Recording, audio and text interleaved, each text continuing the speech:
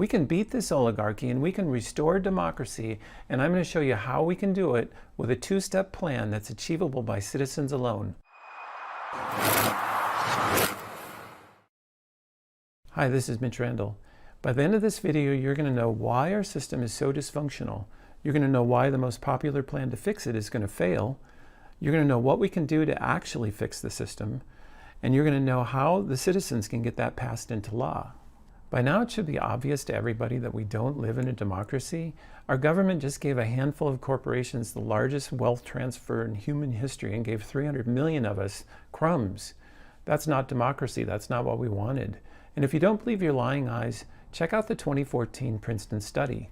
Researchers at Princeton University looked at more than 20 years worth of data to answer a pretty simple question. Does the government represent the people? Now, this is what they found.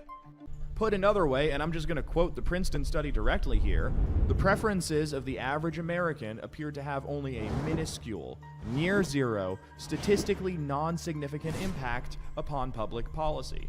So if you've ever felt like your opinion doesn't matter and that the government doesn't really care what you think, well, you're right.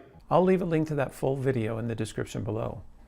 But even though everybody knows that our government doesn't represent us, they also know that our electoral system can't help us to fix it.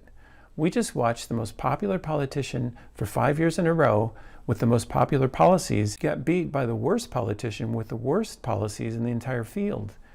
But isn't that just primary politics? No. Our system of one-choice voting creates two corrupt, unaccountable parties. That means the primary election essentially is the general election because it sets the candidates you get to vote for, and both of them come from the wealth class agenda. So that means if you can't vote away your party's candidate because you'll end up with the other party's candidate.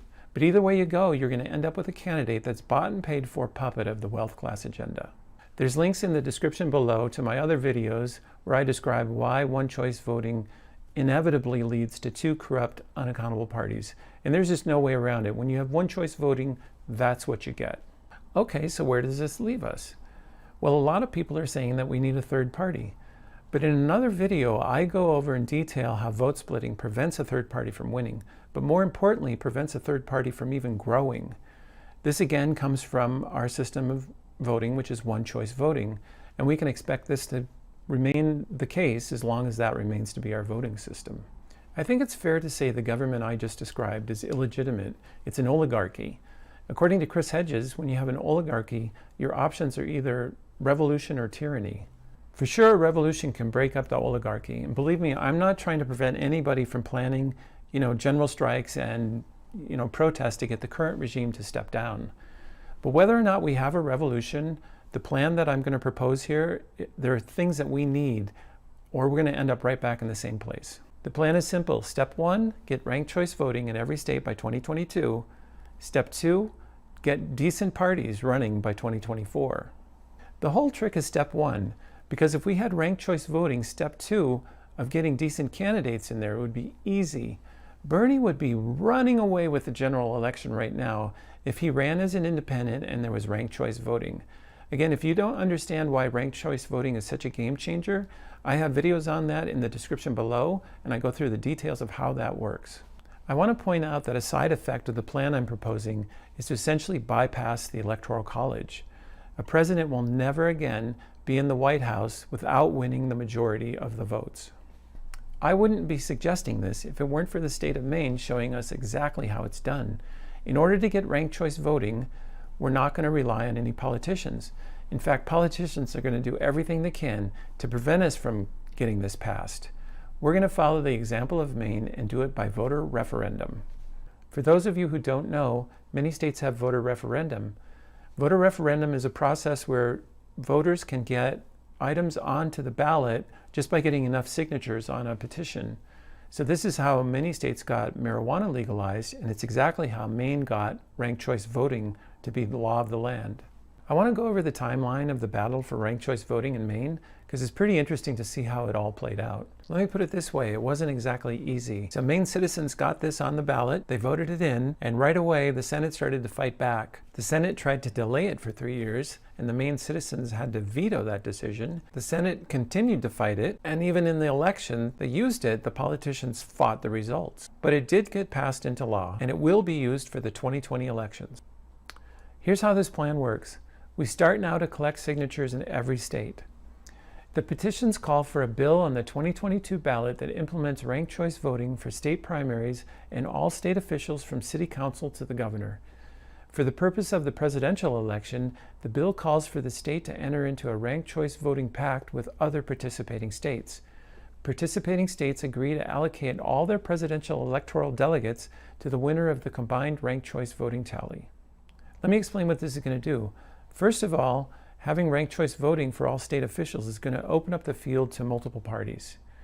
Now, with multiple parties, not only are you going to get more candidate choices, but it's going to force the Republicans and the Democrats to actually have better candidates because they're going to now have to directly compete with other candidates.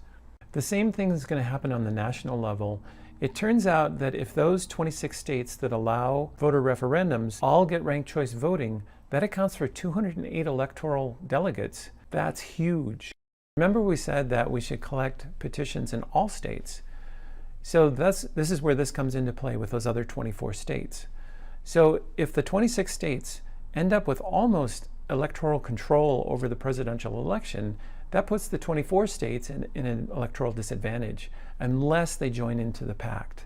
So here's where the petition now is going to help incentivize the legislatures of those states to, on their own, pass bills that get them involved in that pact.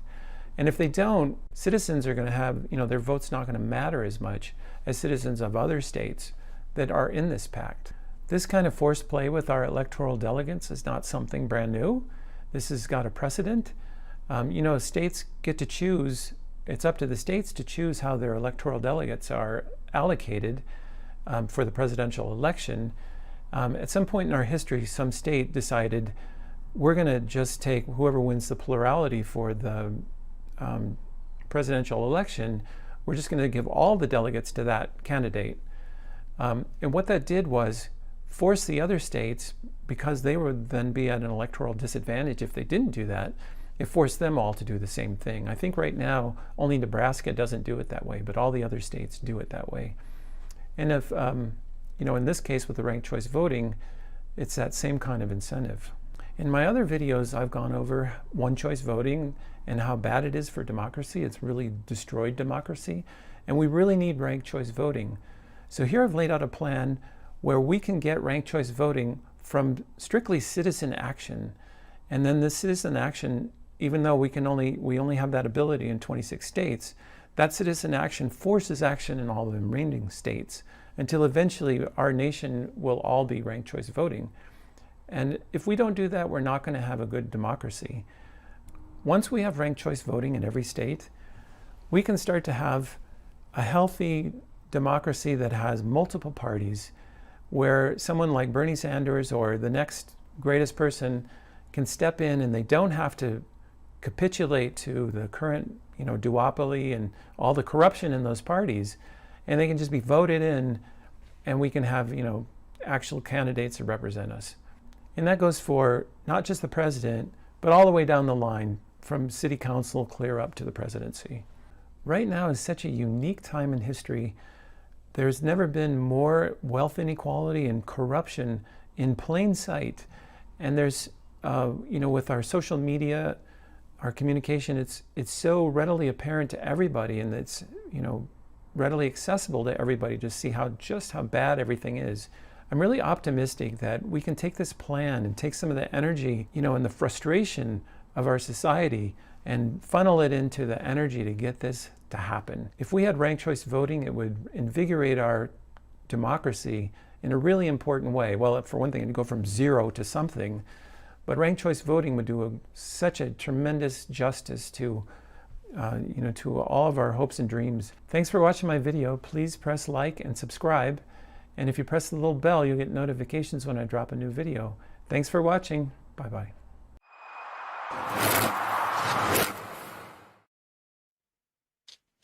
Hey, good evening, everyone. My name's Dan Whitfield. I'm the progressive Democrat running for United States Senate here in Arkansas to unseat and replace Senator John Bozeman. And I have a very special guest with me today. I actually have Mr. Mitch Randall, who's the executive director of the Movement for the National Ranked Choice Voting. Thank you. It's a pleasure to be here. Thanks. All right, so we're going to have an interesting conversation today about ranked choice voting and how important it is to get legislation like this passed not only in our individual states, but at a federal level as well. So did you have anything you wanted to lead with? Oh, well, there's so much to talk about. I don't know where to start. Well, let's see here. We were just talking a little bit about how referendum states, on how whether or not a state like Arkansas, where I am running and representing, if we are able to have citizens sign petitions to be able to get these bills put onto our actual ballots without having any interruption or interference by politicians. Well, yeah, actually, maybe we should step back and just kind of paint the big picture. Okay. To set the stage for what we're about. So, I'm with National Ranked Choice Voting, and our website is breaktheduopoly.org. And there's a reason that we call it Break the Duopoly. But let's just step back a second. Hopefully, I'm assuming you understand, and hopefully your viewers understand. There's something seriously wrong. Have we all figured that out? There's something seriously wrong with politics, right? So we have like the top 15 policies that people want are not even on either of the platforms of the two major parties. And we know 100% chance that those two major parties, one of those two major parties is going to win more or less every election in America. Mm-hmm. And they don't support the top 15 policies that everybody wants. So obviously something is broken. And then we have a pandemic, but we don't have Medicare for all. I'm not trying to have a political position here about certain policies or anything. I happen to be crazy left. But anyway, I'm not making a big deal out of that. I'm just saying, like, what people want, we can't get. Why is that? There's something wrong. And I'm assuming you agree. Is that right? Absolutely, yeah. Yeah. So if we can start there, the question is, well, what is wrong? And I just mentioned that there's these two parties out there that will win every election. You can guarantee they're going to win basically every election in America, and I'm only wrong by a few elections, right? I can pretty much make that blanket statement. Why? Is it because those parties they're just so good? That's why they win every election. Or, is it election fraud? Is there money in politics? Like what is behind this? And, a lot of people say, we got to get rid of the two-party system, in fact, a lot of people say a lot of things. They say, we need Medicare for all. We need to get money out of politics. A lot of people have a lot of things to say, but, where I'm coming from, where our organization is coming from is we don't want to just talk about something that's an effect, of some other thing. So there's a lot of things out there, for example, money in politics. Mm-hmm. Is that a cause or an effect? And if it is, let's say money in politics is the root cause of all our problems, let's just say. Well, what do we have a plan to get money out of politics? So, we can sit here and complain all day about how everything is kind of broken and wrong, but unless we, for example, find the root cause and we have a plan to attack it, we're kind of stuck. And I claim we don't. Yeah, it's really tough too, because when you have a problem like money in politics, really the only people that can make that change are the people who are taking the money in politics. So exactly. It's hard to get people to vote against their own selfish best interests. That's exactly right. And so like, again, like people have a lot of, like we need multi-member districts. Okay. Obviously it would help. It would help if we had Medicare for all. A lot of things would help. But we have to prevent, and this is where our position is coming from.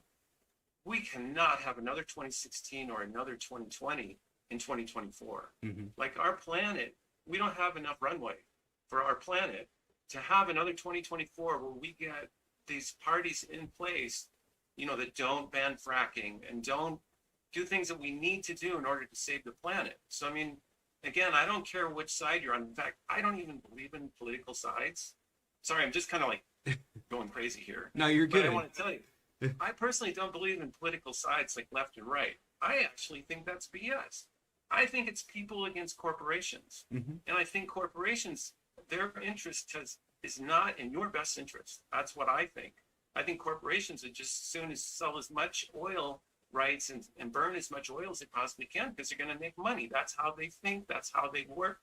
In fact, all their bylaws are talk all about how they're supposed to make their investors richer. That's what a company is. It has nothing in their bylaws that say, you know, let's help people or let's help humanity or save the planet. That's not in company bylaws.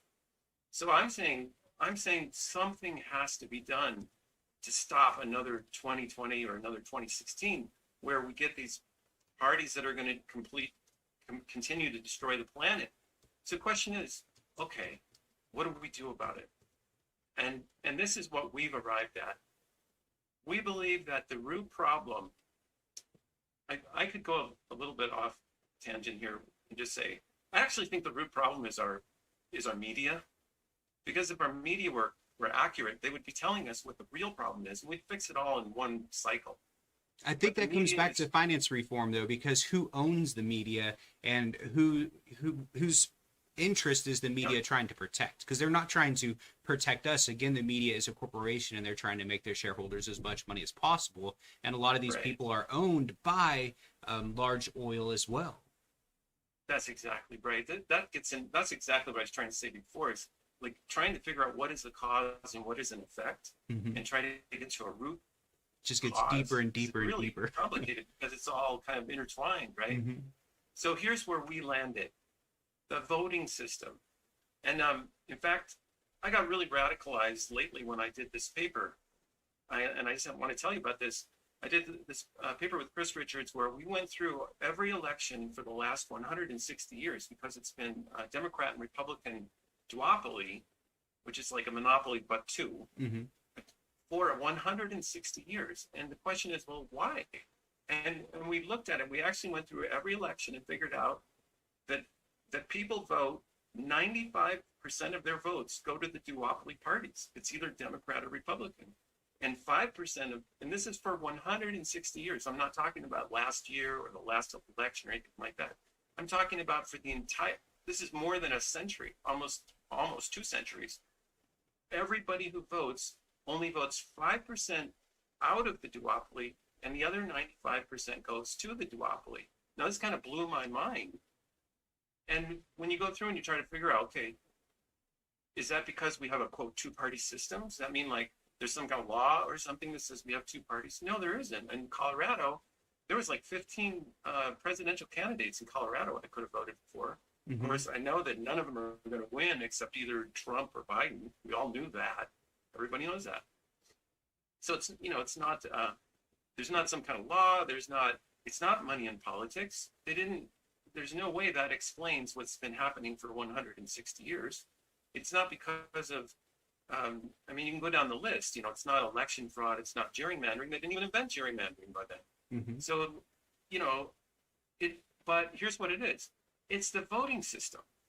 In fact, the voting system is a hands down winner on that, on the cause, because it's easy to prove with game theory, or even if you play a little game, you know, you can easily prove that when you have our current voting system, which is called first past the post single member plurality voting, that's the technical name of it.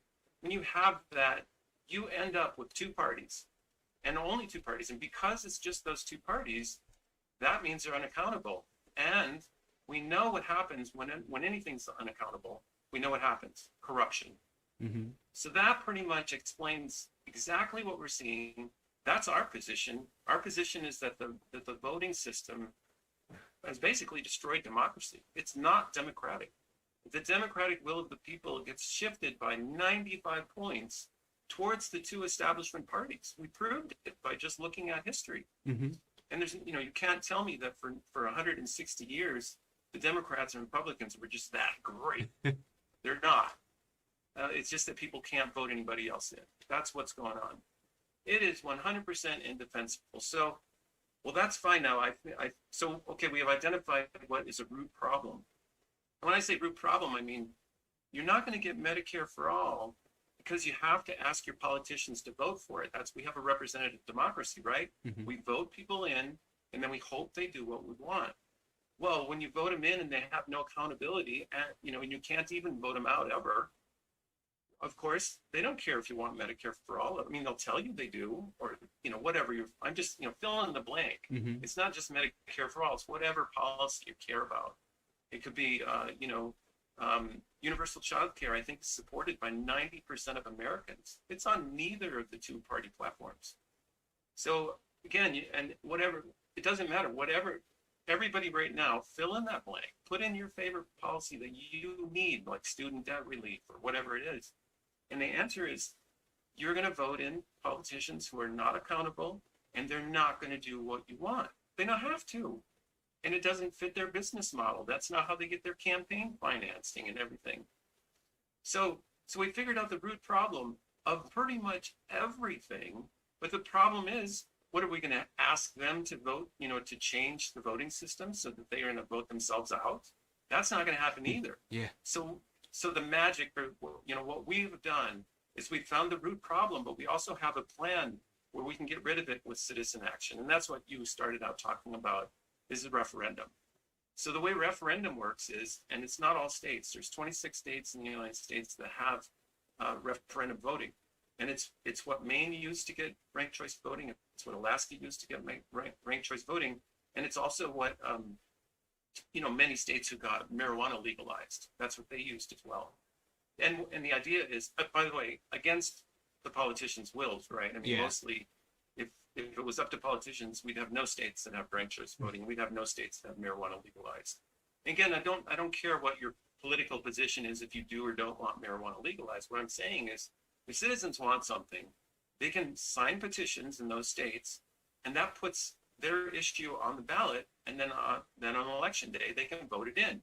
And there's never a point where the politicians can say, no, we don't like that. Mhm. Well, they tried to do that in Maine, actually. Maine had something called a citizen veto, and they actually vetoed their own politicians. Wow.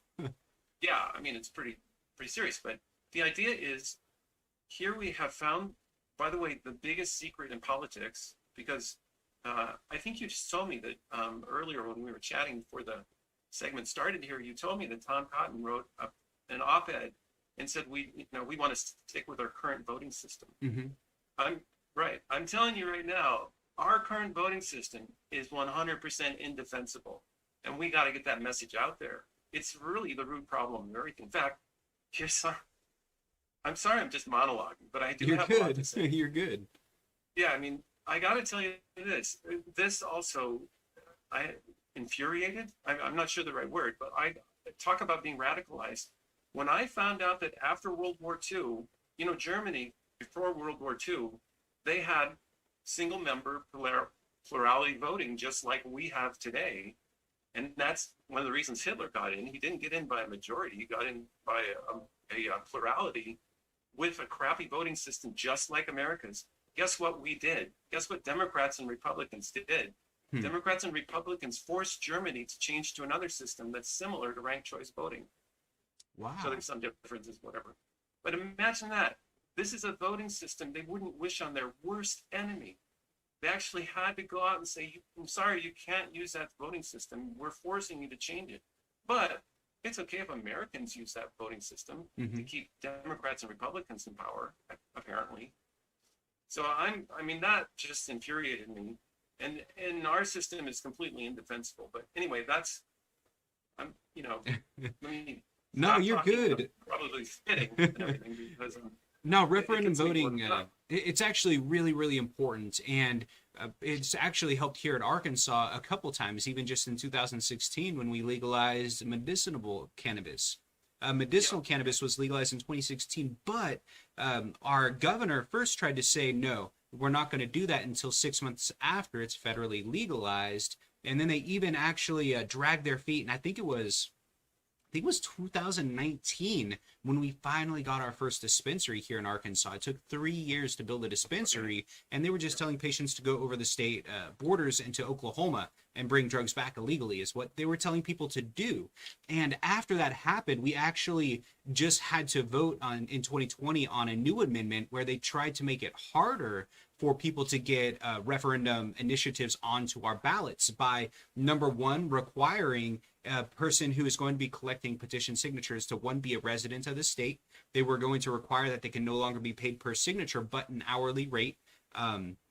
What else did they do? In order to hire someone to collect signatures, you had to pay for a licensing fee. In order to collect signatures, you had to pay for a licensing fee. All these different rules that they were trying to add to make it harder for basically for Arkansans to get ballot initiatives onto our ballots. So we are definitely fighting that kind of corruption here. And then we actually did get ranked choice voting onto our ballot this year, or this last year. Sorry, I'm still stuck in 2020. But we were actually able to get the signatures for that initiative. And then, like you said, we were talking about Senator Tom Cotton wrote an op-ed about how ranked choice voting is bad for America, it's bad for Arkansans, and it's going to take away our choice. I actually ended up writing an op-ed about why ranked choice voting is good in response to his misinformed op-ed. But the repercussion for that was the very next day, our Secretary of State, John Thurston, who is actually taking campaign contributions from Tom Cotton, removed that initiative from our ballots using a vocabulary technicality.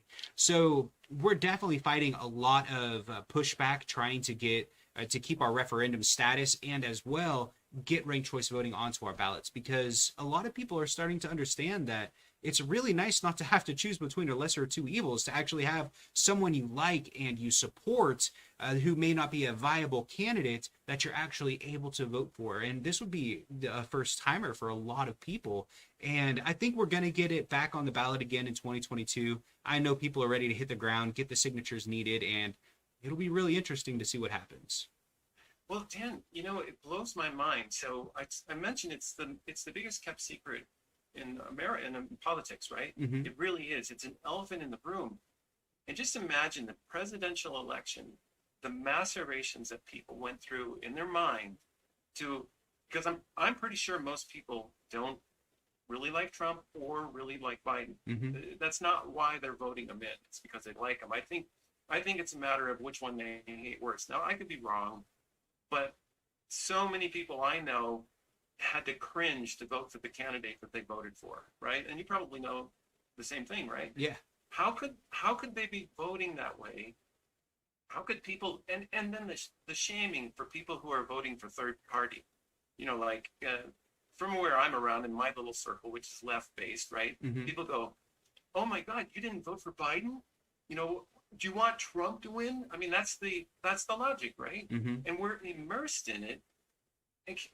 So we can't see the forest for the trees. That's what it is, because people don't realize that's our voting system making us do that.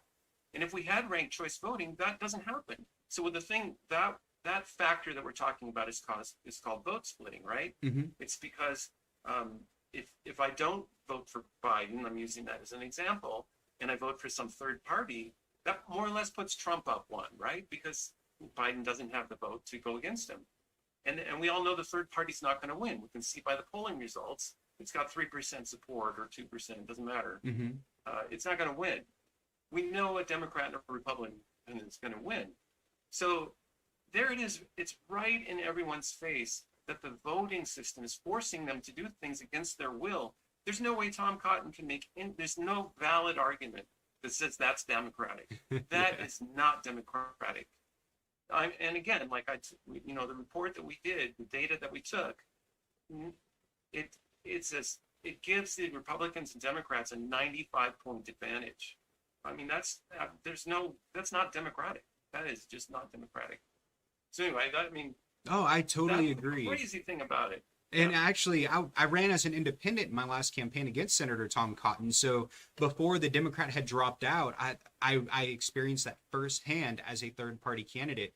Especially from Democrats. Really, they were the ones who were vote shaming me. They were shaming me for splitting the vote and things like that. And then once the Democrat was forced to drop out, it changed a little bit. I was able to get some support, but I mean, it's tough. How can someone expect to win a race when you are a candidate who is completely financially transparent? You're not taking any special interest money. You're supporting things like Medicare for all, protecting the planet, eliminating student debt, when the Democrat won't even take an anti-war stance and is showing up to campaign rallies, driving his Porsche, wearing his $600 shoes to filing day. And they're still like, well, he's a Democrat, so I got to vote for the Democrat. I don't care if he doesn't support Medicare for all because he's the Democrat, but I want Medicare for all. So it's really a hard situation. And like you said, the cause of the problem is our voting system. So you have to get something like ranked choice voting passed. And when I interviewed Lisa Savage, she was actually the independent running in Maine for Senate against Susan Collins. And she's running in a ranked choice voting state. So she was able to talk about a lot of different points that ranked choice candidates can use when trying to appeal to the Democratic and the Republican parties, which was really nice. I'll have to reshare that video so people can listen to those talking points.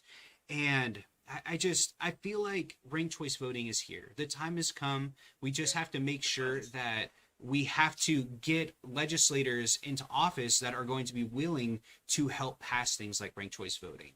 And that's, again, part of the reason I'm running as a Democrat, because I'd love to run as an independent, not be beholden to a political party, but independents aren't going to win against a Democrat and a Republican. It's just not going to happen. So if I want to get things like ranked choice voting and easing ballot access passed, I'm just going to have to go in as a Democrat and try to help reform the party with the Progressive Party to support things like eliminating student debt, lowering college tuition, the Green New Deal, and things like that. Well, and let me, so one of the things we want to do is, so we're a national organization, and we're not, we don't, what I'm trying to say is we have a national message that should help every state. And the idea with our organization is it's a decentralized movement. So we want, let's say, Arkansas local chapters, and we want chapters in every state. And what we're going to do is support them, but especially with messaging.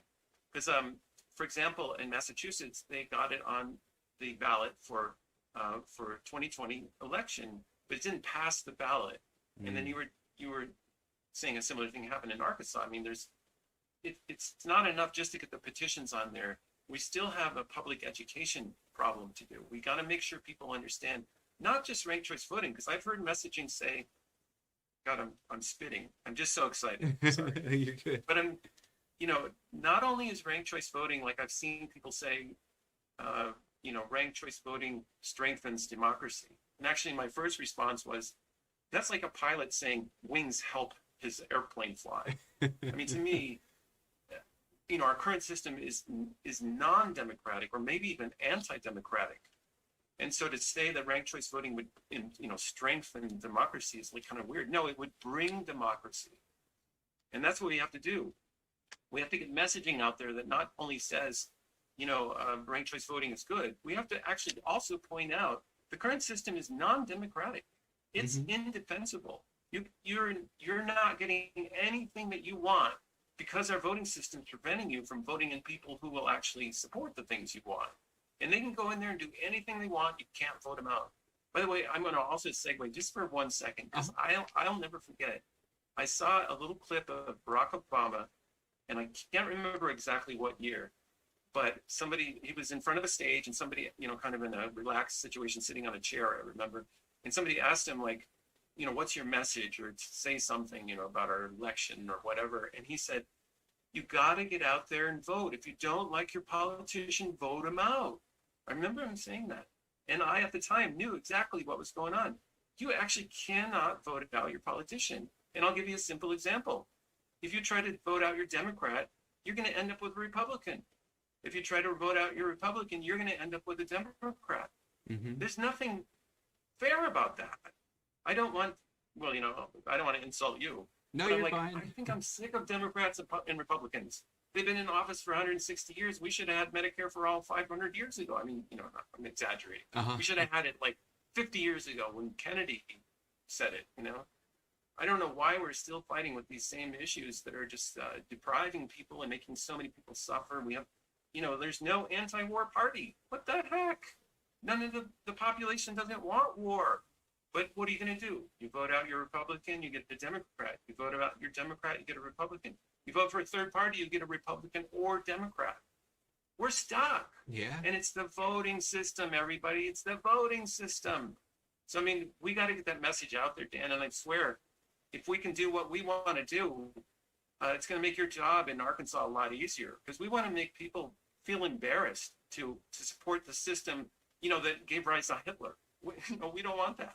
Right. We want a system that gives rise to, great policies that help people and make great societies. That's what we want. No, and it's guess such I a also good. wanted- That's such a great way to put it. I've never really heard it spoken in those terms. But if you try to vote out the Democrat, you get a Republican. If you try to vote out the Republican, you get a Democrat. And if you vote for a third party, you get a Republican or a Democrat. That's exactly I know. right. It's insane. And when I saw, it's funny. I saw Obama say that in front of a crowd, and everybody felt, shame. That's what it was. It was shaming. It was vote shaming people. Like, oh yeah, we should be better voters. Ah, that's absolutely not correct. We're victims of the voting system. We're not dummies. We know what we want. We don't want war. If there was a way to vote for not war that would win, we would be voting for it. Mm-hmm. I mean, this is not rocket science. We are stuck in a voting system.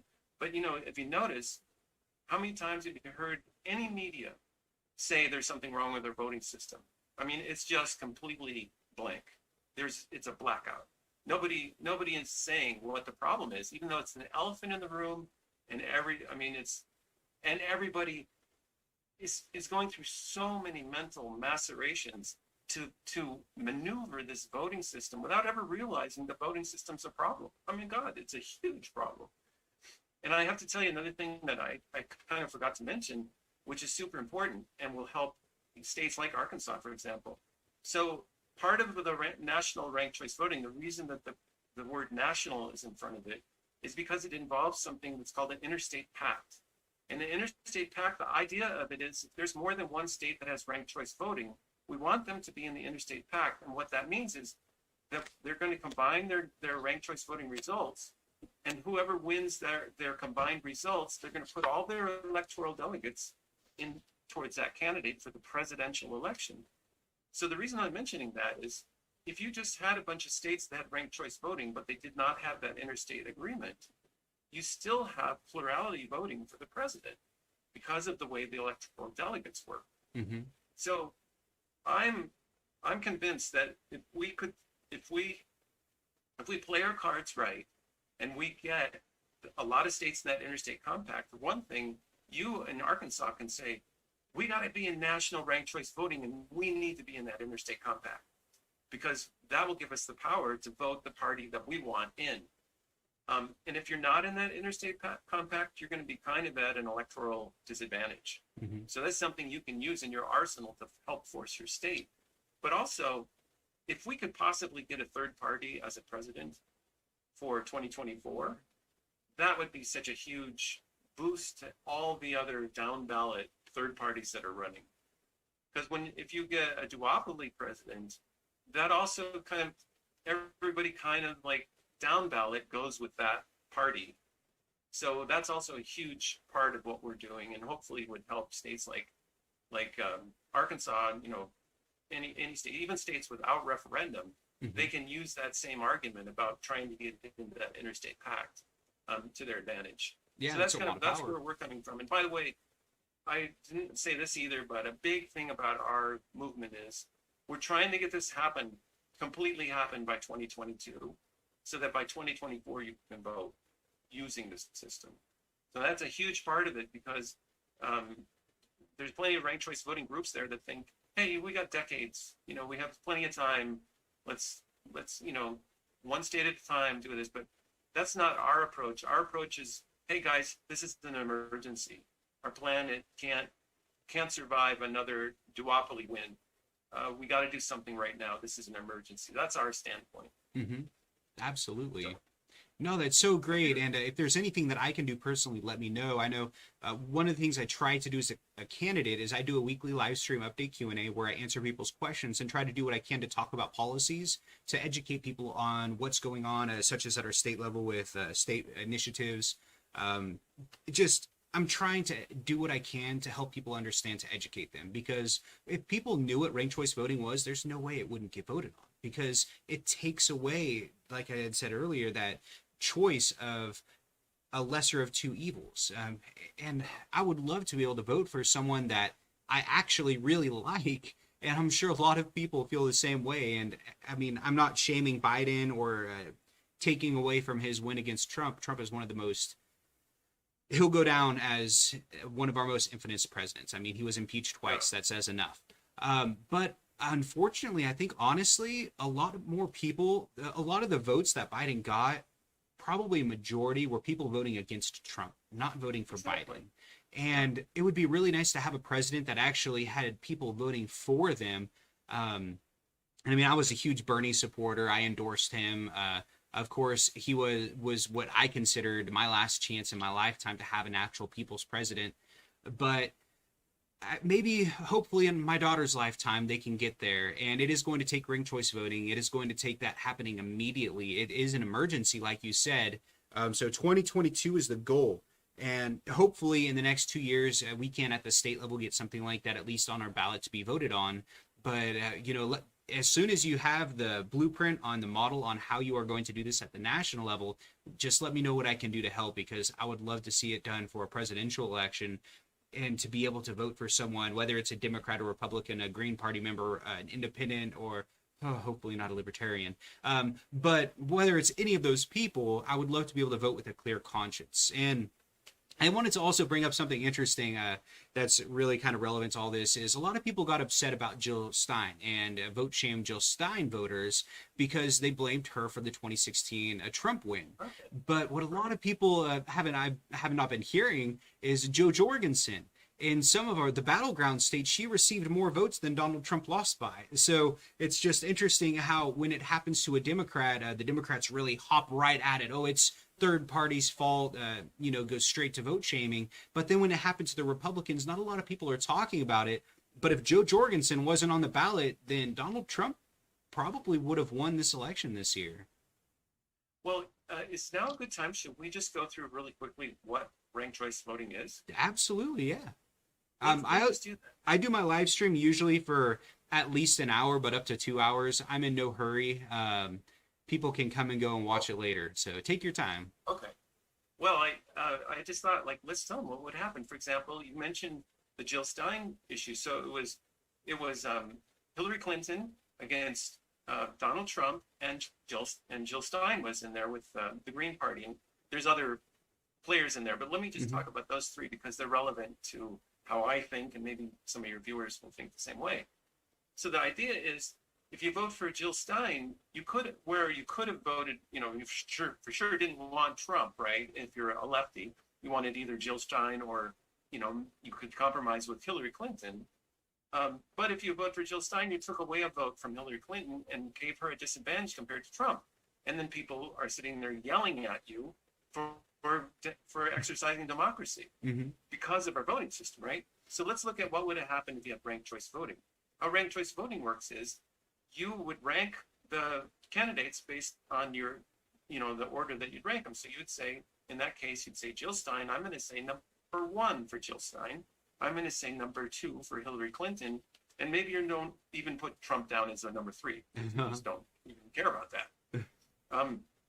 So let's just say you did that. Now what happens when they tally the scores, they add up everybody's first choice win, okay? And, let's just say, for example, Hillary had the most first choice, let's have an example where Hillary doesn't have the most first choice wins. Let's say Trump has the most first choice wins, but, and let's say Jill Stein didn't. So she's let's say, last place. What they do is they take the people who voted for her for their first choice and they redistribute their second choice. So all the people who voted for Jill Stein, their second choice now comes into play.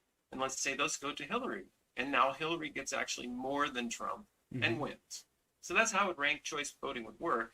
And actually, what I'm expecting for the 2024 election is there's going to be a Republican and a Democrat and a third party, and that third party is actually get more votes than the Democrat or Republicans, and then one of those people will not be the major winner, and their second choice will get redistributed, and then the third party will win even stronger when those votes get recounted. But I mean, I hope that explains what's going on, and what, to maybe use a little bit different words, it eliminates vote splitting. So in other words, your vote doesn't, if your first choice doesn't win the election, it doesn't just go in the garbage can. It gets reused back into the second choice. Here, let me do this video real quick. I can link this. It's a very short 1 minute video. Let me open up the one with the sticky notes? Yeah. That's the best one. Let's see here. Let me just do a window capture real quick of this. All right. Pull this down a little bit. Is this the one right here? This is main question 5. Doesn't look familiar yet. This is the one from Ballotopia. But we can go through and... It's one on our webpage, I think is the best one. Here we go. Probably this one right here, after the GoDaddy ad. Ideas come to us. That doesn't look familiar. Maybe not. Pick Oh, your this one. favorite color. This one right A there. ranked choice voting way. Instead of voting for just one color, you get to rank your top 3. Well, purple is the best, but if I can't have purple, I want blue. And if neither of those wins, I guess I can live with orange. Now, let's count up everybody's votes.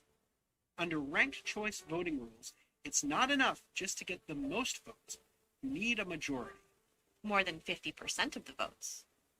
Purple's ahead, but it has only 7 votes. It needs at least 11 to win.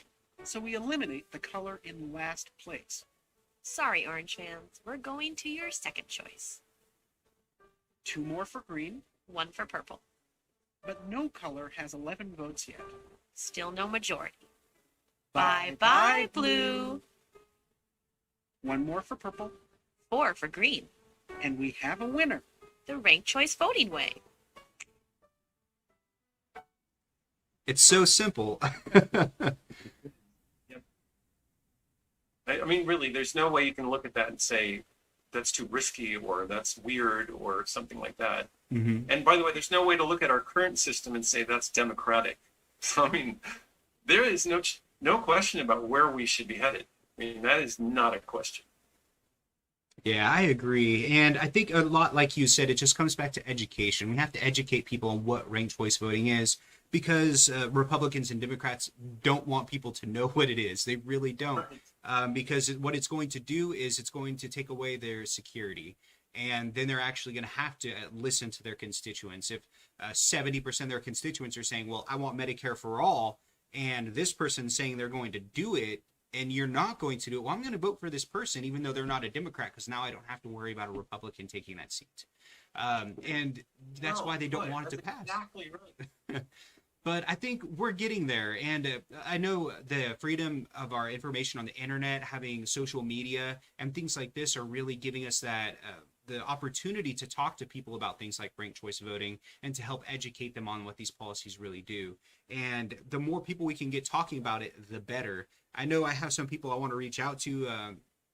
Have you tried to reach out to like Jennifer Lawrence? I know she's really big on campaign finance reform. Maybe we can get her in on something like ranked choice voting as well. But if we can get just some remotely famous person who has some influence to understand what ranked choice voting is and then to talk about it on a national level, that could really help bring the what is the word I'm looking for?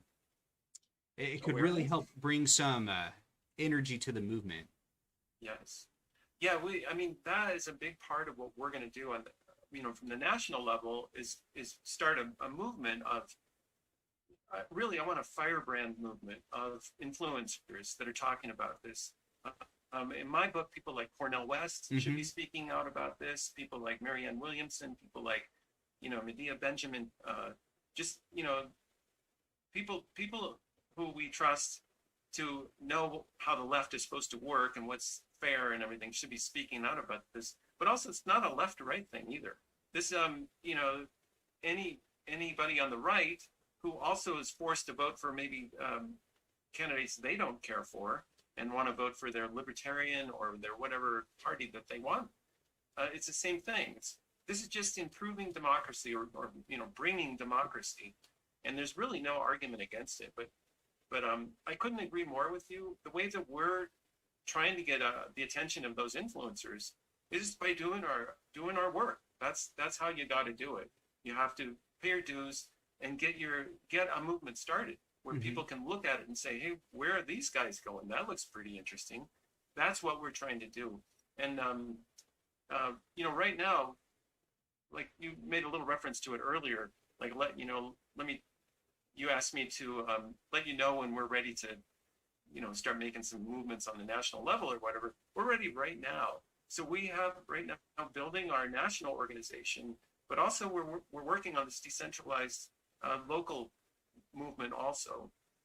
And the idea is that on the national level, we just are defining, you know, our principles and our guiding messaging and that kind of thing. And then the local movement, the local groups on the local level, they can be pretty much independent, but they're following the same kind of general guidelines that we've set. That's how this is all supposed to work. And that's what we're driving for. Definitely. Well, let me know what I can do to help. I'm ready to start. My main project for the next year is to help find Democratic candidates to run against unopposed Republicans here in my state. And while I'm traveling the state, of course, I can talk about ranked choice voting and talk about policies that are really going to help my constituents. So I would love to do that. And if you were talking about maybe starting up different branches in states, I know a wonderful lady who I will get you in contact with. She is basically leading the People's Party out here in Arkansas, and she's very progressive, and I'm positive she supports ranked choice voting. Actually, I think she might even be watching right now. I know she was earlier, but I'll reach out and I'll get you guys connected so that you can work on doing something like that to start building your coalition here in Arkansas, because we direly need this here. We actually had 66 Republicans run unopposed for our state legislative seats this last year, and only one Democrat won a contested seat, and she only won by 24 votes. So we have become the most ruby red Republican state in the country, and we need all the help we can get. And if that means getting ranked choice voting passed so that we can have independents and Green Party members and libertarians come in and run for position, not threaten the Republican or the Democrat, but actually have a chance to win, I would much rather have I have a bad history with libertarians, but I would even rather a libertarian win than an unopposed Republican any day. Well, I mean, again, it's people against corporations. We need representatives that are going to do our bidding, or the people's bidding. That's what we need. Mm-hmm. It's closer. The libertarians are closer to doing that than the Republicans. I mean, that's definitely true, and that's what we need. But that is perfect. In fact, we have found that probably the most of the local chapters are probably going to be started up by people who are running for office, because they must realize, just like you were saying earlier, like if you want to run as an independent or something, you're basically screwed. You have a huge vested interest in making sure that there's a different voting system by 2024 Mm-hmm. or even 2022, because otherwise your chances of winning are just so minuscule. I mean, it's a nice effort, and I'm not going to say people can't win, because it's definitely happened, but your odds are just stacked against you with a system that gives the Republicans and Democrats a 95-point advantage. That's what you're working against. Yeah, and someone here just commented, we need less government. And Shauna, I think that's kind of relevant to what ranked choice voting is, because ranked choice voting is actually going to get us away from having a bigger government oversight on our elections to having a more personable, I am a voter, I'm an American, and I'm going to vote for who I want to vote for, no matter what a political party or the government says. And I think that's going to help a lot. Hi, thank you for joining us. That thing about we need smaller government, just the idea that it's us and a government just blows my mind. Like, I'm not a political hack or anything. I'm not a political person. I don't want to be involved in politics. I'm here because politicians can't do it right. They've completely screwed us, and they're doing everything wrong. And somebody's got to step in and fix it, right? And that's what you were telling me why you were running as well. But the funny thing is, our government is supposed to be us, and we shouldn't be afraid of us. And the problem is, government has never been us. Not your mom or dad, not your grandma or grandma, not any generation for the last 160 years has ever had a government that was us. The government's always been these parties who don't listen to us. So of course people have a bitter flavor about government and feel like, but by the way, I didn't even mention one of my favorite things is the Princeton study from 2014. The Princeton study took 1,800 policies over the last 4 decades or so, and they compared them to public opinion. So the idea was, if public opinion is really strong for policy, does it get passed or not? And if public opinion is really against the policy, does it get passed or not? And what they found is it doesn't have anything to do with with your opinion. And they have a graph. It's funny. It's just a paper. It's been published in a lot of like New York Times and everything is delineating what they say. But they actually show a graph in there that's a flat line. It shows no matter what you think, whether it's 0% popularity or 100% popularity, the chances of a bill passing is 30%. It has nothing to do with what you think. So when people say, our government's too big, yeah, our crappy government is too big. The one that doesn't listen to people. It has nothing to do with us. And we don't want governments like that. A government that doesn't listen to us should be size 0. But what we should have is a government that is listening to us, a government that has got people, our representatives that are doing the things we want. That's what a government is supposed to do, and that's what we should have. So I really think this whole thing about big little government is part of, there's a lot of things that try to make you divide, vote for Democrats and Republicans or whatever. Just think like a person. How about think like a person instead of a corporation? And think, I want policies that help me, and I don't want government who, where I can't vote them out. That's not going to be the kind of government I want. I want to get rid of that, and I want a government that I can vote in that's going to have people in it that are going to do what I want. That's what I want. And we're supposed to be, we were never really a democracy per se. We were supposed to be a democratic representative republic. But the problem is our representatives that we're electing, they don't represent us. They just represent their special interests. And we see it all too clearly with how these politicians are taking money. If you go to opensecrets.org and type in a politician, look at where their money's coming from, then go to votesmart.org, type in that same politician's name and see how they're voting. When you see their money is coming from one industry and then they're voting on legislation that's going to help that industry but hurt their constituents, we have no representation. We have taxation without representation is exactly what we have right now. And in order to get that to change, we have to start voting on candidates that are going to actually listen to us. And that comes into a problem with ballot access. For example, here in Arkansas, we have some of the highest ballot access party filing fees in America, where if you want to run for state senate in Arkansas, the default filing fee is $4,500. So who can afford $4,500 to run, say, as a Democrat, when chances are you're probably going to lose to the Republican? I mean, it's not even a gamble. It's like probably a 5% chance right now to win. So who's got that kind of money to just throw into it? And then we look at the filing fee. A Republican filing fee to run for United States Senate is $20,000 just to file. So we're ending up with this problem of not having working class Americans, just regular people like you and I, who have experienced what it's like to be a lower and middle and mid upper level American citizen. We don't have these people representing us, voting on legislation that affects our lives. We have people who've been spoon-fed their entire lives, who went to Ivy League schools, probably at the cost to mommy or daddy or whatever kind of grants that they got from a political party. But we are stuck with these representatives who they can't empathize with us. They don't know us or what we want or what's best for us. Just what they want for their donors to keep the fat paychecks coming in.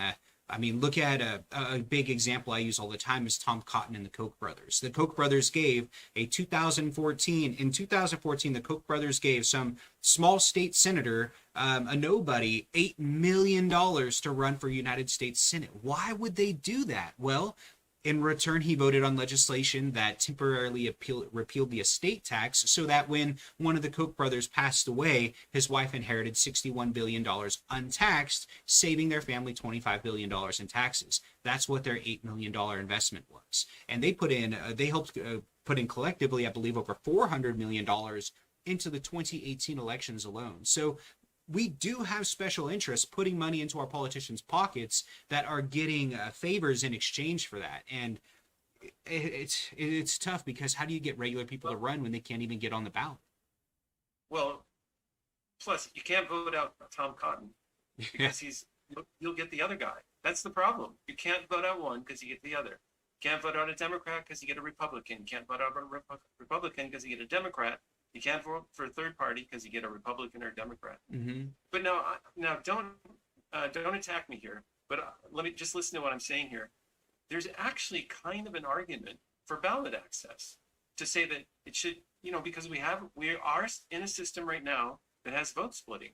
So you could almost argue, we got to make sure that they're serious candidates because they're going to split a vote and they're going to maybe cause our favorite candidate to lose, just because of that vote splitting that happened. So I am not defending that, by the way, but I'm telling you, there's actually an argument to kind of be had there because we have such a horrible voting system. And now look at the flip side of that. If we had ranked choice voting, which does not have vote splitting, there's no longer any argument for ballot access. Zero argument for ballot access. So I want that to be part of our national messaging, to point out to people that when you don't have vote splitting, there's no reason for any ballot access kind of criteria, because there's no vote splitting. There's no downside to having 20 people on the ballot. There really isn't. And the way that would work with ranked choice voting is, let's say there's 20 people on the ballot, a Democrat, Republican, and 18 other parties. Fine, rank them all. And as each one, they eliminate the lower one, just like we saw in that video. Those votes don't just go in the garbage can. They get redistributed, and they'll keep getting redistributed until somebody wins. So there's no reason at all to have any ballot access thing, criteria with ranked choice voting. And so that's got to be, there's nobody can, we have to make sure that no one can write an op-ed and say we need to, have ballot access thresholds or something like that. That's indefensible with ranked choice voting. So again, we got back to the voting system. It's not just ballot access where they're, trying to control things, but they're actually leveraging off kind of a sort of valid argument with our current voting system that ballot access is kind of a problem because of vote splitting. And, I completely agree with ranked choice voting on how important that is. Ranked choice voting. Yeah, because ranked choice voting, that's the end all. That solves that whole debate. Now, as far as I, of course, have heard, that's actually the DPA's reason for having high filing fees is because they actually want to make sure the candidates are serious. Now, one of the unique problems we have in Arkansas, though, is we don't have overcrowded ballots. We're having a problem of Republicans that are running unopposed for 2, 4, 6, 8, and 10 years who have no opposition at all.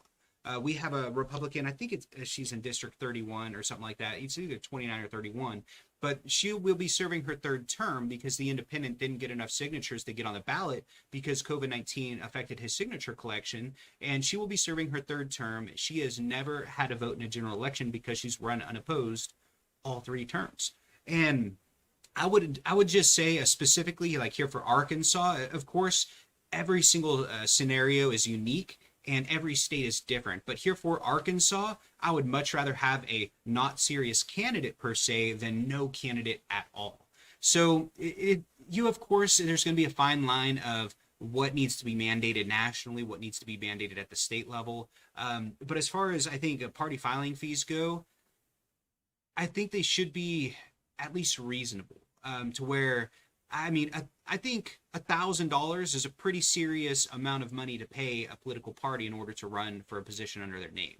I think $2,000 is a very serious, but also another thing to think about. I'm not sure what state you're in, but the average household income here is $40,000 a year. So if we have several counties whose actual household income average is $25,000 a year. So when you have counties like this, it's very tough. And we need to find a happy medium. Even if maybe you have like high filing fees 1 year, and then you have, you know, a Republican and a Democrat run, and then you have high filing fees the next year, and maybe only a Republican runs and a Democrat doesn't, or an independent or a libertarian or Green Party or whoever, and they run unopposed. Maybe the following year, for all unopposed positions, there could be no filing fees, just to make sure that somebody runs.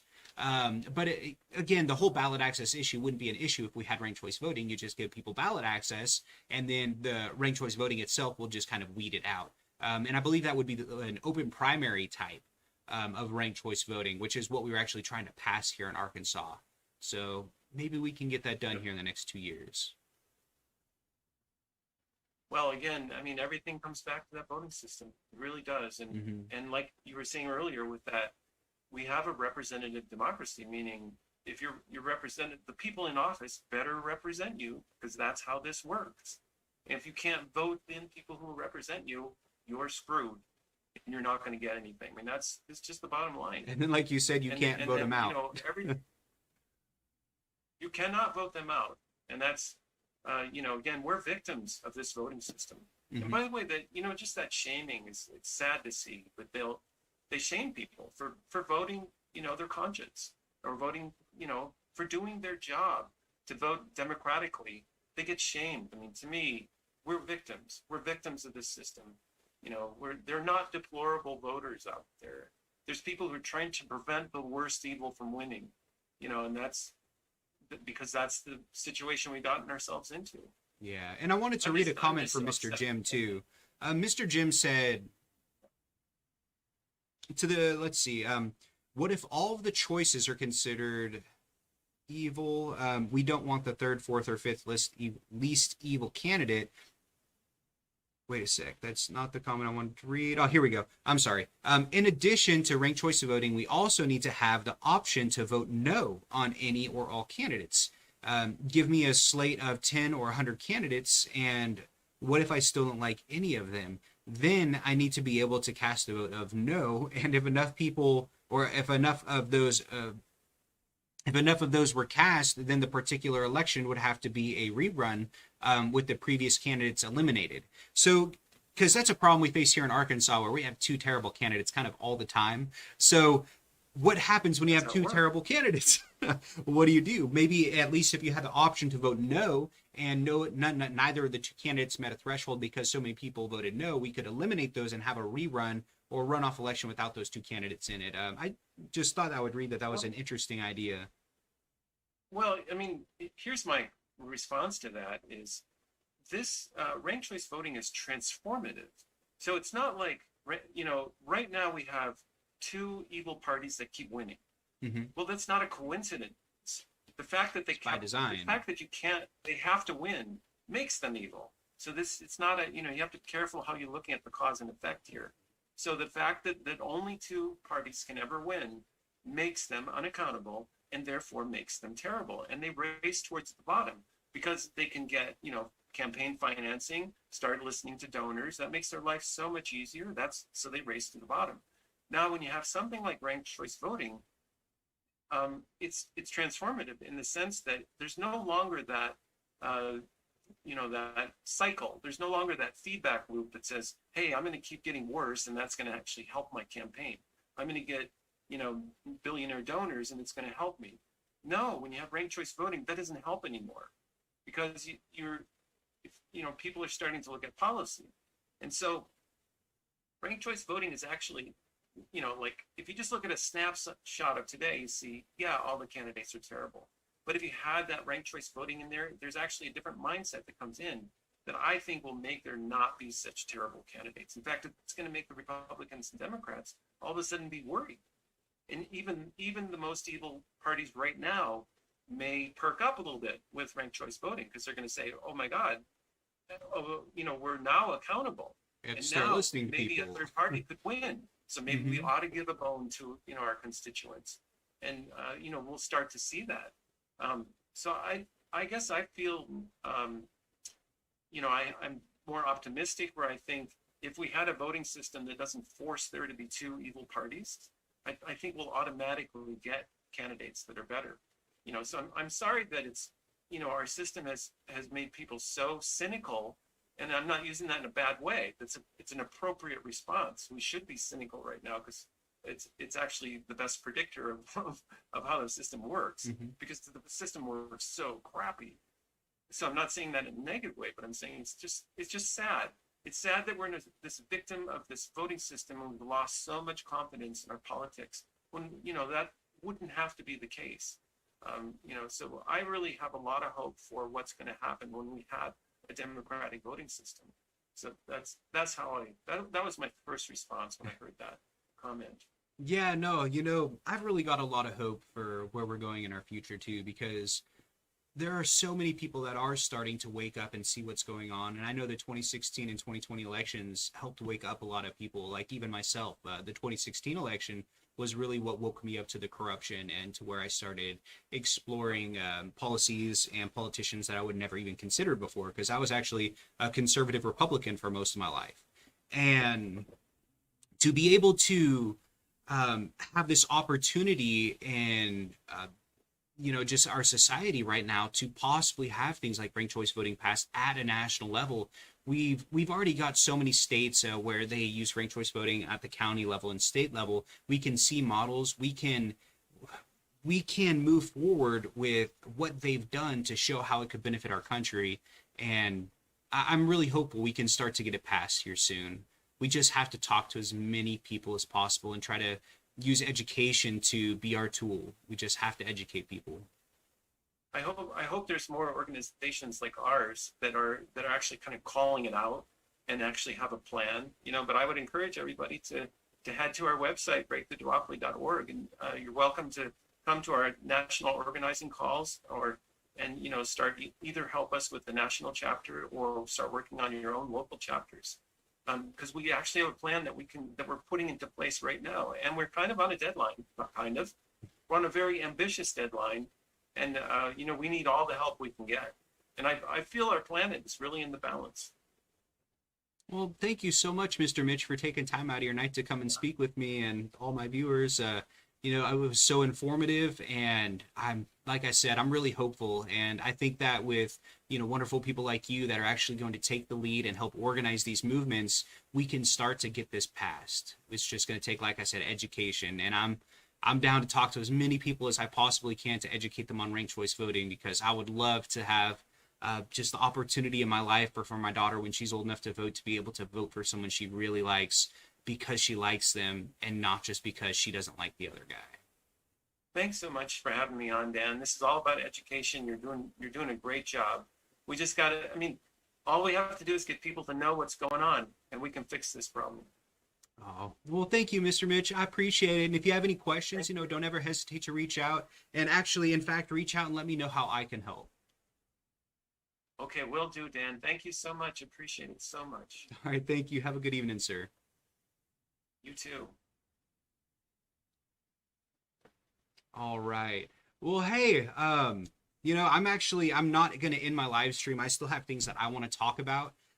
So thank you all for bearing with me and enjoying this conversation. Well, I hope you enjoyed it. Ranked choice voting is extremely important. It is part of one of my policies that I really want to help push and bring here to Arkansas and at the federal level to our national elections as well. So awesome. So let's move on from here. I do have, people asking questions in all over the place. So I will answer questions, and I'll answer your questions too, Shauna, and all of these different things. But I do want to talk about a couple more things real quick before I get into questions. So let's see here. Let's start with HB 1218. So HB 1218 was tabled by our state legislators. HB 1218 is the bill that actually, where can I find this thing here? Minimize. I've got all these windows open. It's the education bill, basically, where they were trying to change it so that schools cannot teach about specific things such as race, gender, political affiliation, social class, or particular class of people. Now, where this becomes really dangerous is this would even eliminate school groups such as like the Young Republicans of Arkansas or the Young Democrats of Arkansas or whatever political group that we had a lot of college students and high school students in. it would make these groups basically illegal. They wouldn't be able to participate at schools, and if they did, then schools would lose funding. So HB 1218 is a really important bill. We need to keep an eye on. It has been tabled, but it could be brought back up at any moment. Let's see. The next thing that's really important that I wanted to talk about that's relevant to here in Arkansas was the passing of, where's my OBS? There's my OBS. The passing of HB 1195. So HB 1195 was passed on February 4th, back on Thursday, and it passed by 28 votes to 5. Now, what this bill did was it required a woman to call a abortion hotline if she was to schedule an abortion, to have an abortion for whatever reason, whether the reason was the baby was terminally ill and had no possible way to be born alive and could put her life at risk to carry it to term, or whether or not the baby had an illness that a mental illness that was going to prevent the child from having the highest quality of life, or whether or not the pregnant woman was sick and had medical problems, so that if she was to give birth, she could lose her life. Or if it was a 13-year-old girl who was raped by her uncle and got pregnant and she wanted to have an abortion because she's 13 years old, or rape victims in general, or if a girl got pregnant and she knew she couldn't afford to take care of the baby, for whatever reason, if a woman decided to have an abortion and she needed to get it scheduled, she is now required to call an abortion counseling hotline. And the problem with this is that it really comes into shaming. It's going to be shaming women. Every woman going through something like that has enough going on in their life emotionally that they don't need this additional shaming. Women commit suicide because they don't want to give birth to babies. It's really a terrible personal thing that the government should have no say in. And our state legislators decided that the government should have every say, and they made our government as big as possible when it comes to anti-abortion legislation here in our state. So HB 1195 did pass, and it's going to cost approximately $1.2 million a year. Now, the bill, it says that it's envisioned to be paid for by an anti-abortion nonprofit, but it doesn't say it will be paid for by a non-abortion profit. So there's a good chance taxpayers are going to have to pay for this hotline and the people on it. Now, it looks like the average cost is going to be about $400 per 5-minute call. So there's a good chance taxpayers are going to be paying $500 for a 5-minute call for a woman to try to convince a woman to carry for term, whether it's a medical reason or whatever reason. So it's just really an interesting bill to pass. I'm surprised how partisan it was. And unfortunately, as I was talking with Mr. Mitch earlier, Arkansas is now the most Republican state in the country, and the GOP and Republican Party are going to pass any kind of legislation they want with as much resistance, but without any real way to keep them from doing what they want to do. So that was one interesting thing that had happened legislatively this last week here in Arkansas. All right. So, but other than that, there's really not a whole lot else to talk about. Not a lot's been going on in the last week or so. I did an interview with Sonsol on Twitch. When was that? I think that was on Thursday. Oh man, that was such a great interview. Honestly, it was one of the best interviews I've done. He had so many great followers on watching us, asking just wonderful questions. So I will try to find a link to that. It was on Twitch, so I may have to download it and do some editing and find it. So I will let you guys know about that. It was a great interview. We have 4 meetings upcoming on Monday. We've got Sebastian County, Benton County, Faulkner, and Pope County. Now, unfortunately, some of these meetings are going to be at the same time. It looks like Pope County starts at 5:30, and then Sebastian County starts at 6. So I'll hop in the Pope County meeting at 5:30, and I'll hang out until 6. And then I'll hang out with the Sebastian County from 6 until 6:30, and then at 6:30 I'm going to join the Benton County because I'm a resident of Benton County. So I will attend as many meetings as I can on Monday, and it looks like for the upcoming week we only have meetings for Monday. We don't have a Tuesday, Wednesday, Thursday, or Friday. So if you are in a county party and you would like, or not you would like, because I'm not going to be speaking a lot of these, I'm just going to be listening and learning. Feel free to let me know, reach out when the meeting is and how to get into it, and I will join y'all. And then we have some other meetings that are going to be coming up the next few weeks, but I will talk about those in my Q&A next Saturday night. All right, so let me answer some of these questions because I see some of these and I want to answer them. All right, so let's see here. Thank you, Kesha, for joining. Jeannie, I love you. You're awesome as always.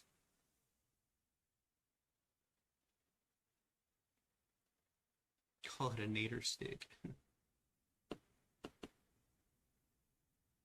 Let's see. The campaign process gives voters the opportunity to vet the candidates. If all candidates are decidedly not acceptable, then the candidate roster needs to be scrapped and new field candidates needs to be made available. I love it. I mean, that's such a great premise for what our government should be.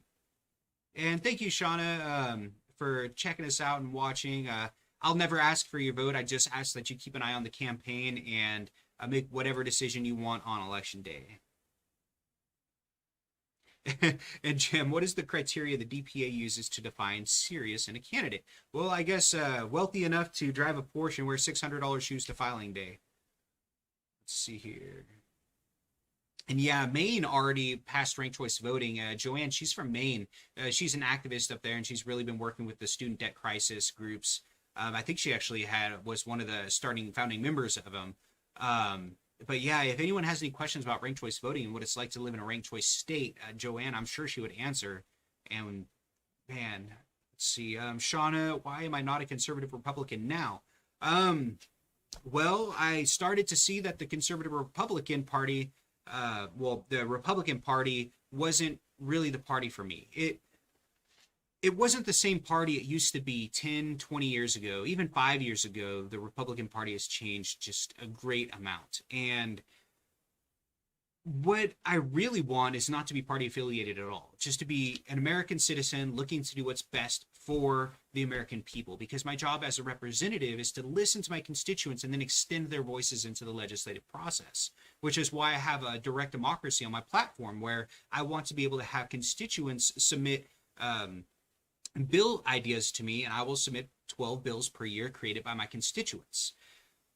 And I mean, why am I not now? I woke up to the corruption. I started to see how the Republican Party, the Democratic Party, they were both taking money from the same billionaires and voting on legislation that actually hurt us as, working class Americans. Then what would happen to their donors? They would take, like I said earlier, with the Koch brothers and Tom Cotton, or let's think of it this way. Amazon, how much money has Amazon funneled into politicians' pockets? Why is Amazon allowed to make $100 billion a year but not pay anything in taxes while taking $400 million in subsidies from taxpayers? These are all pieces of legislation that slip through from politicians that take money from companies that are doing this. Another good example would be like the nation of Israel. Israel injects about $3 billion a year into American elections, and then the American politicians who take that $3 billion from Israel in return vote on defense, it's not defense bill, they vote on foreign aid in the form of arms and military aid to Israel, giving Israel $30 billion a year. That's a 10 times return on Israel's investment in purchasing our politicians. That's just one example of foreign influence in our elections. But I started to see that the Republican Party and the Democratic Party, they're not listening to us. And that's why I decided to run as an independent last year against Senator Tom Cotton, is because I really want to be a representative who works for the people and not a party. Now, what we were talking about earlier with ranked choice voting, and I'm sorry I'm talking really fast. I'm just trying to get through all this, and it's already 7:15. I'm sure y'all are getting ready to go. But I really want to make sure that I'm going to be that representative who works for the people. And in order to get to that point, I need to get elected first. And to get elected, I need to run as a Democrat or a Republican, because that's just the way our election system works. So my platform does more closely align with the Democratic Party's platform, and that's why I chose to run as a Democrat.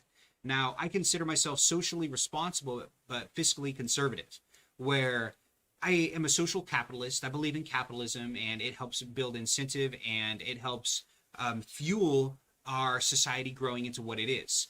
But at the same time, I don't believe in crony capitalism, where we are allowing corporations to remove all regulations that were put into place for consumer protections, so that corporations can actually hurt Americans and hurt the people just to make a few more dollars for their shareholders. I don't agree with things like that. I don't agree with things like billionaires being able to pay $500 a year in taxes, while working class Americans are paying thousands of dollars a year in taxes. I don't agree with things like where mom and pop, small business is paying $10, $20, $30, $40, $50,000 a year in taxes, while a corporation that's making 100 times as much in profits is paying $0 in taxes. I don't agree with things like that. So crony capitalism is where I draw my line.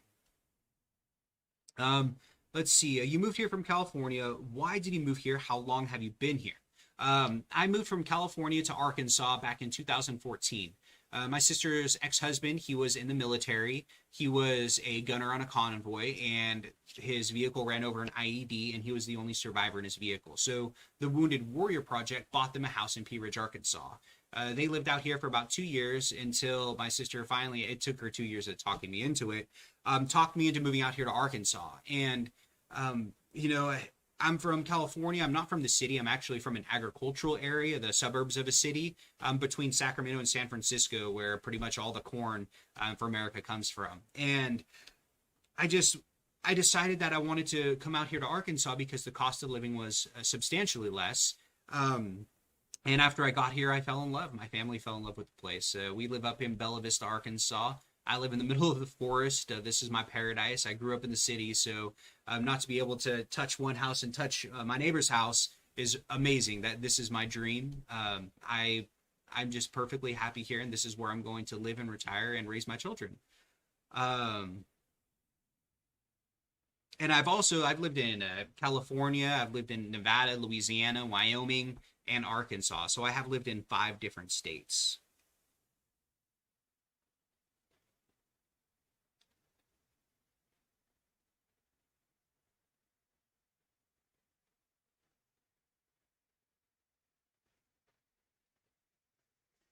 See here. Yeah, Bella Vista is beautiful. It is a wonderful little town.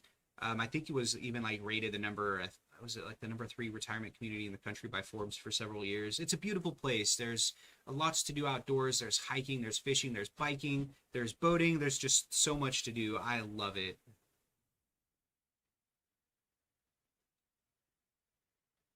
Oh, that's awesome. Georgia is absolutely gorgeous. I've been to Atlanta, I think twice now for my wife's job. And I took my daughter to the zoo out there, got to see the big giant snapping turtles. It was a really beautiful place. I loved Georgia, getting to drive through there. Let me check YouTube.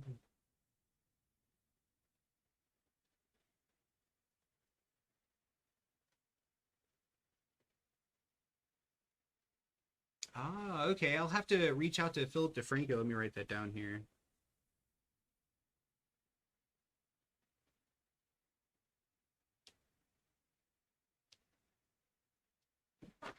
All right. I take notes, especially when I'm interviewing and doing live streams, so that I can actually look at stuff later, because it's hard to waste your time to do it right now. So I will look up Philip DeFranco.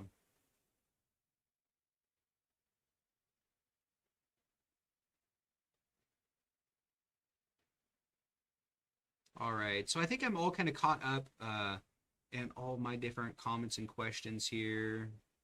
Facebook, Twitter, YouTube. Awesome. Cool. So, if anyone has any questions, now's the time. I'm going to start my closing. I've kind of gone through everything I really needed to go through. Wow, what an awesome conversation it was with Mr. Mitch. I'm so glad he was able to talk to us about ranked choice voting. We had such a great conversation about ballot access, referendum states, and just so much. That was so amazing. Thank you so much, Mr. Mitch, for joining me. I do appreciate it. And thank you guys for hanging out with me tonight. If you do have any other questions, you can always message me, Shauna, or anybody. Let's see here. I see what you're saying, Billy May. Nothing I can do about that. I don't know the truth behind it. No one ever really will know the truth about it. But I see what you're saying there. But yeah, I answer all my own social media, my text messages, phone calls, emails, all that good stuff. So if you have any questions, reach out. I'm more than happy to answer them. If you would like to ask me the questions on a live stream, I do these live streams every single Saturday at 6 p.m. Scheduling forbid. But I think for the most part, I try not to schedule anything on Saturdays so that I can do these. But I appreciate you guys' time again. Thank you so much. What you doing? You done up there? All right, my family's getting restless. It's time to go up, eat dinner, and I hope you guys enjoy the Super Bowl tomorrow. Stay safe, of course. Be very careful. COVID numbers are still not that great here in Arkansas. We are getting more vaccinations out. I think we're up over 10% of our population vaccinated now, so we're starting to get there. We're moving forward, making progress. But I'm going to be watching the Super Bowl from home. There's nothing wrong with watching the Super Bowl from home. Order some pizza, get some wings, do your own family thing, have a good time. Don't drink and drive, stay safe, enjoy. But thank you guys so much for your time. I appreciate it, your support. You guys are awesome. Thank you. Make sure you check out danforarkansas.com. We are taking donations now. I have started the process. We just filed our last FEC filing for 2020 election. So we will be filing for our 2022 election here in April of 2021, getting that all going. So you can check all that stuff out. And I'm so sorry, Shauna. Yeah, it's really terrible. We wear masks everywhere we go, and we try to stay at home as much as possible.